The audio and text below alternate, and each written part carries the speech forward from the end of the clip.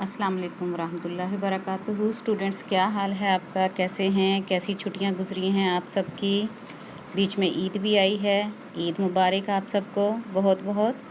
और दूसरी बात ये कि हम रमज़ान में मिले थे ना आखिरी बार, और अब अगस्त आ गया। रमज़ान और अगस्त का तो आपस में बहुत गहरा साथ है। क्या आप बताएंगे मुझे कि कैसे? अभी आपको स्क्रीन पे लिखा हुआ नज़र आ रहा है 14 अगस्त। जी, 14 अगस्त को क्या हुआ था? हमारी तारीख़ क्या बताती है? 14 अगस्त 1947 को हमारा प्यारा मुल्क पाकिस्तान आज़ाद हुआ था। जानते हैं ना? आपको मालूम है ना कि 14 अगस्त थी और रमज़ानुल मुबारक का मुक़द्दस तरीन महीना था। 27वीं ताक रात थी और करोड़ों मुसलमानों की दुआओं को अल्लाह ताला ने कबूलियत बख्शी थी और हमें इनाम के तौर पर पाकिस्तान अता किया था। तो अल्लाह ताला से दुआ है कि वो इसकी हिफाजत फरमाए, दुश्मनों की मैली नज़र से महफूज रखे और हमें इस नेमत की कदर करने की तौफीक अता फरमाए।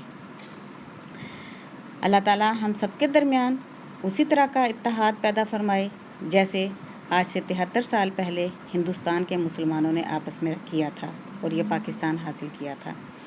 बच्चों, आपको पता है ये 14 का सबक पढ़ने से पहले हमें पाकिस्तान की तारीख़ मालूम होनी चाहिए कि पाकिस्तान हमें बहुत आसानी से नहीं मिल गया था। इसके लिए मुसलसल जद्दोजहद की गई थी।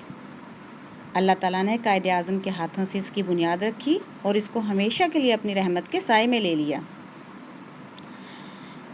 और सबसे ज़्यादा बरसगीर के जो मुसलमान थे उन्होंने लाखों कुर्बानियाँ दी। हमारे बाप दादा ने अपने बुज़ुर्गों की कब्रों को छोड़ा, जहाँ हज़ारों साल से वो रह रहे थे, उस जगह को छोड़कर सिर्फ़ और सिर्फ अल्लाह ताला की खातिर दीन की सरबुलंदी के लिए हिजरत की।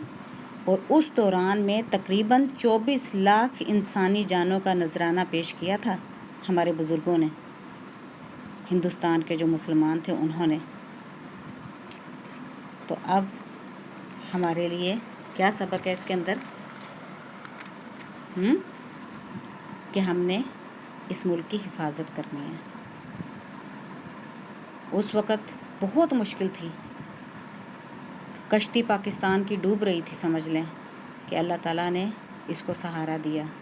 दुश्मन चाहते थे, हिंदू और अंग्रेज़ जो थे वो मुसलमानों के दुश्मन थे और वो चाहते थे कि पाकिस्तान ना बन सके, हम ग़ुलाम रहें उनके। लेकिन कायदे आज़म की ज़हानत और मुसलसल जद्दोजहद और इखलास की बदौलत अल्लाह ने मुसलमानों को ये मुल्क अता किया था। अब इसकी हिफाजत हमारा सबसे अव्वलीन फ़र्ज़ है।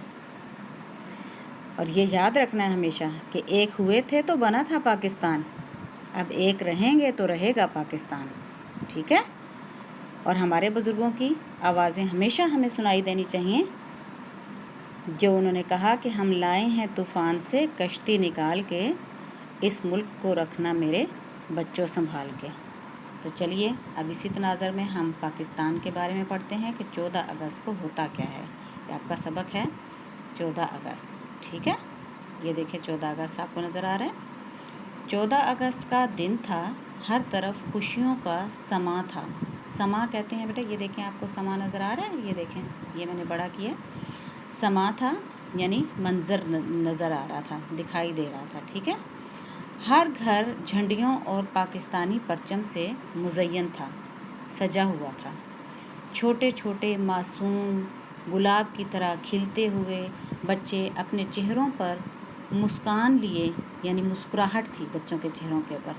सीने पर रंग बरंगे यानी रंग रंग के तरह तरह के बैज सजाए पाकिस्तान जिंदाबाद के नारे लगाते हुए खुश खुरम नज़र आ रहे थे, यानी बहुत खुश नज़र आ रहे थे।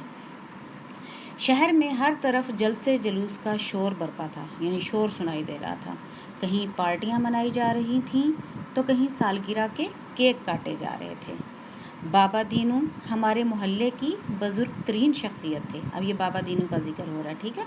और उन्होंने पाकिस्तान बनते हुए देखा था, वो भी बहुत कुछ कुर्बान करके पाकिस्तान पहुँचे थे। अब वो बच्चों को क्या बता रहे हैं? उन्होंने हमें बताया कि हमने उसके लिए कुर्बानियाँ दी थीं ताकि हम इसमें कुरान और सुन्नत के मुताबिक ज़िंदगी गुजारेंगे ہم نے اس کو اسلام کا قلعہ بنانا تھا۔